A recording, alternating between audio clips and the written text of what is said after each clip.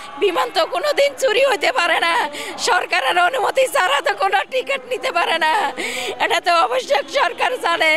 তাহলে আমার সন্তানগুলা, যত মার সন্তানগুলা আছে, সব সন্তানগুলা যে বাংলাদেশে ফিরত চাই।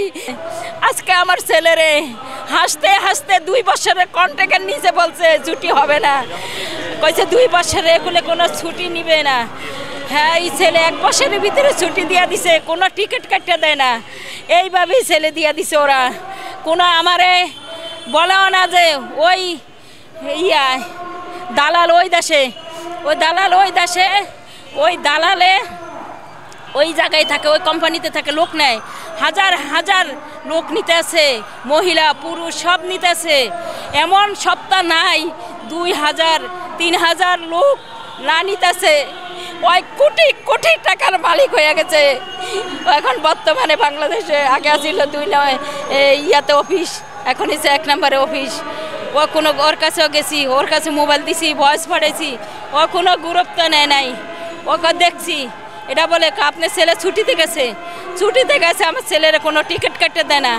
এরকম কোনো মায়ের সন্তান যেন যদি আসে টিকিট কাটতে দেয়। আমার ছেলে আজকে টিকিট কাটতে যায়, আজকে আমার ছেলে নিখোঁজ, আজকে আমার ছেলের খোঁজ আমি পাই না, আমার মা ডাক দেয় না। যে সন্তান আমার 1 মিনিট একদিনে 4 বার 5 বার রিং দিত, মা কেমন আছেন, কিরকম আছেন, আজকের সন্তান 5 মাস আমার কথা বলে না। কত মানুষের কথা শুনতে হয়, কত মানুষ অবহেলা করে।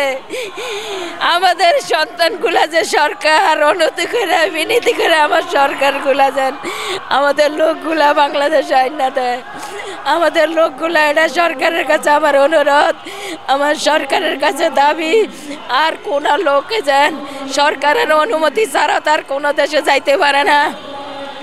সরকারের বিমান ছাড়া তো কোনো পথে যাইতে পারে না, বিমান তো কোনোদিন চুরি হইতে পারে না, সরকারের অনুমতি ছাড়া তো কোনো টিকিট নিতে পারে না, এটা তো অবশ্যই সরকার জানে। তাহলে আমার সন্তানগুলা, যত মার সন্তানগুলা আছে, সব সন্তানগুলা যে বাংলাদেশে ফিরত চাই। আর কিছু আমাদের দাবি নাই, দাবি আবার একটা, আমাদের সন্তানগুলা যেন আমাদের কাছে না পৌঁছে দেয়। আর যেই মার জিউত গেছে, কোনো কোম্পানির মাধ্যমে টিকিট কাটিয়ে দিলে যেন বাংলাদেশে আসে। আমাদের ছেলে আজকে টিকিট কাটতে দেয় না, দেখা 2 বছরের ছুটিতে বলছে 2 বছরের ভিতরে আসতে পারবো না।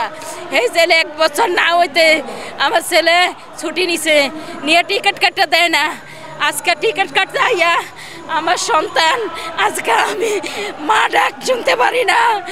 আমাদের অনুরোধ আমার সরকারের কাছে, সরকারের অনুমতি ছাড়া তো আমার সন্তান যায় না। সরকারের অনুমতি নিয়ে তো আমার সন্তানেরা গেছে।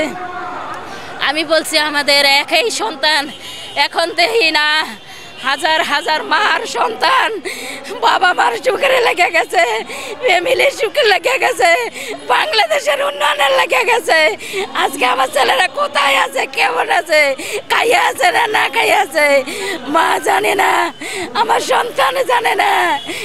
আমার সন্তানগুলো চাই। আবার এই একটা অনুরোধ সরকারের কাছে, সরকার যদি পারে 1 ঘন্টায়, 1 সপ্তাহ, 1 মাস করে খোঁজ দিতে পারে। আমাদের দাবি, আমাদের হিন্দু সরকারের হাতে বাইরের সবার সাথে সম্পর্ক ভালো আছে, হ্যাঁ সব কিছু পারবো। আমাদের এই একটা দাবি, হ্যাঁ যেন অতি শুরুতে, অতি দ্রুত আমার সন্তানগুলো আন্না বাংলাদেশের বাড়িতে মায়ের কোলে যেন আন্না পৌঁছে দেয়। আমাদের এই দাবি, আর কিছু না।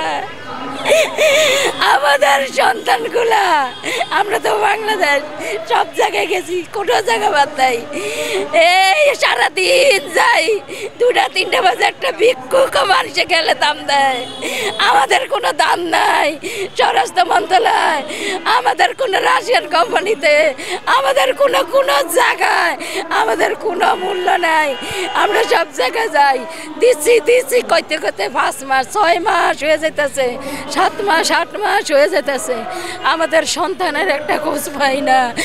আমাদের বাবা মা জানে কত কষ্টের বিনিময়ে একটা সন্তান মানুষ করে।